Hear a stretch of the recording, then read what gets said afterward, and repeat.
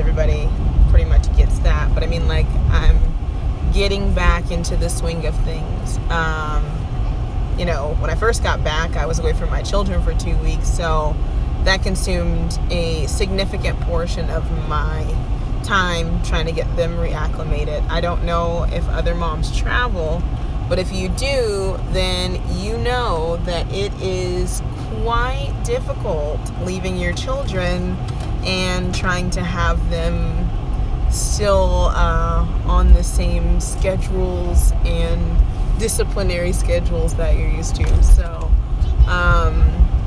yeah, so that's pretty awesome, just to be back and to play with them and to see them, and obviously to tell them that grown-ups come back. That's our thing, you know, when you leave you gotta come back. And so I'm back in that respect. Second thing is I'm getting your emails, and I know I'm like probably, I don't know the worst person, but if there is a person worse, I'd love to meet them so we could talk about how we could work this all out when it comes to answering these emails.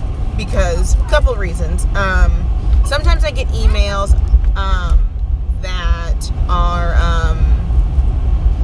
that kind of are self-explanatory. I hate to say it like that, but I know it's tough for a person to go through all of the videos and then find the answers to what they're asking. So I understand that, and I'm being 100% mindful of that. Ari, sit back in your seat. Ari, thank you. So I'm so far behind in the emails. Like, I'm so far behind that I almost want to just be like, if you emailed me, let's start over again. Hey, I'm Huldah, and then let's redo this thing. Because I'm so far behind. I am. So, Ari, can you be quiet a little bit? Thank you.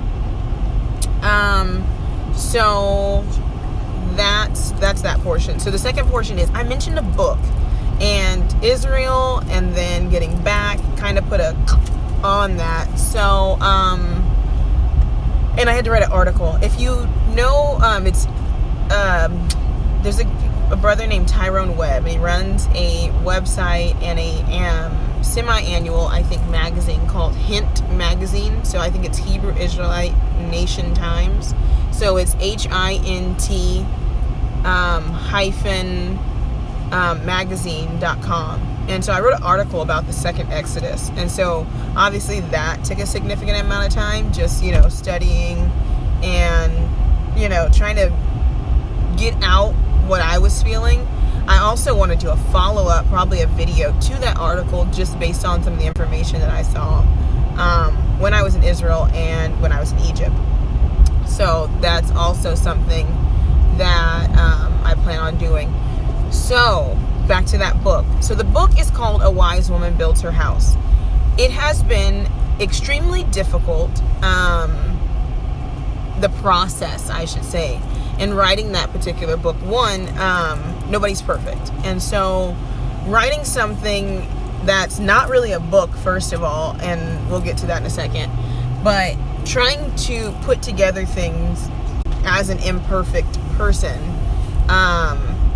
makes the process a little more difficult. And then obviously the Most High is always going to stretch and pull us through situations and circumstances to make what we're talking about not just an intellectual faith, but a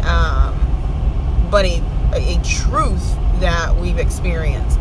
And so I can honestly say that now, probably over the past maybe couple of years, an extreme amount in the past couple of months, have experienced probably everything in the positive and negative that is in that book. So the book is 50 Hebrew words every woman should know, but it's called A Wise Woman Builds Her House. So really what the words are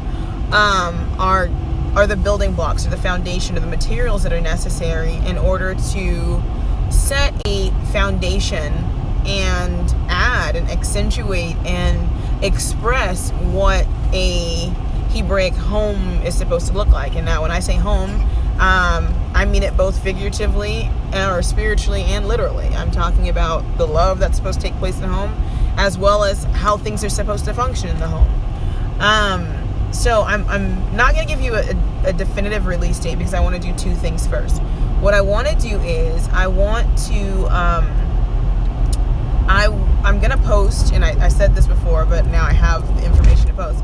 I'm going to post 2 of the studies out of the book. Now the first one, and I'll actually write this in the book, so for people who don't see the video, this won't be foreign to them. For the very first lesson in the book is going to be on shalom, and I actually work that one all the way through. And the reason why I do it is so that you guys have an understanding of kind of what you're supposed to be getting out of these Hebrew words and out of these verses that are attached to these Hebrew words, and you'll understand all this when you see it. And so you'll understand what you're supposed to be getting out of it, what your meditation should be. But what I don't want to happen, and this is why I only did lesson 1 in this fashion, which is like a complete read-through lesson, is because I want you to use the opening portion or the introduction of each study and the application as an aid, but not as the final say to what you glean from going through the words for each study. So I hope that makes a little sense. And I'm actually going to, when I post the next video that I have to actually sit down and record, I'll explain to you what I did with the lesson on shalom. And then I'll go back, and I actually have a lesson for the womb already up online. And I'll walk you through what the shell of it looks like for study number 2. And that way, when you go back, if you want to go back and look at that lesson and look at the words that are used and the context that they're used in, maybe it'll give you a better understanding. And then by the time you get to lesson 3, which will be obviously in the book, because if you're going through 1 and 2 with me, then you'll get to lesson 3 in the book, then you'll be able to at least have your gears working as to exactly what you're supposed to be doing. Okay, I hope that makes sense. And so this won't be my last time posting about this book.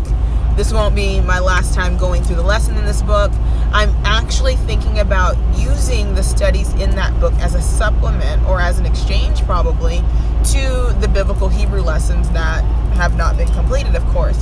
And the reason why I say this is because the initial approach was to give you guys the basic alphabet. But I am more than convinced at this point that everybody is pretty much capable of learning the alphabet. It's like now people want to know how to put these things together in order to understand the word and to understand scripture and so forth. So I'm going to go ahead and kind of test run it with these first 2, and then you ladies and some gentlemen who hang around here, who are awesome, by the way, are more than welcome to give me feedback and tell me if this is something that would be beneficial. Sorry about that. That was my Ish giving me a call, like, hurry up, chick, we're supposed to be going fishing. So, sorry about that. Anywho, so let me know about that. And once I get those uploaded, I'll actually post a video and say, okay, now email me, because I know everybody's going to flood me and email me. So when am I going to post these lessons? I've actually already PDF formatted them. So now all I have to do is upload them to the website. And once they're uploaded to the website, then I'll come back with the video on shalom. And in the video on shalom, I'll tell you actually where to find this information. I hope that helps. I am definitely in better spirits and in good health. I have some updates also. I took a DNA test, and I know I was telling you guys about my Madagascar connection. So I want to share that with you too. I'm actually waiting on the second part of the DNA test, so I can kind of share what I have tentatively in another video, and then kind of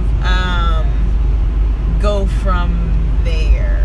I think that makes sense on the DNA portion. So just to recap, we have my well-being as well. I am back home. I am getting my whole life we have another book. I'm going to upload some videos, and then you guys are going to help me with the book by telling me how functional the process for the studies in the book are.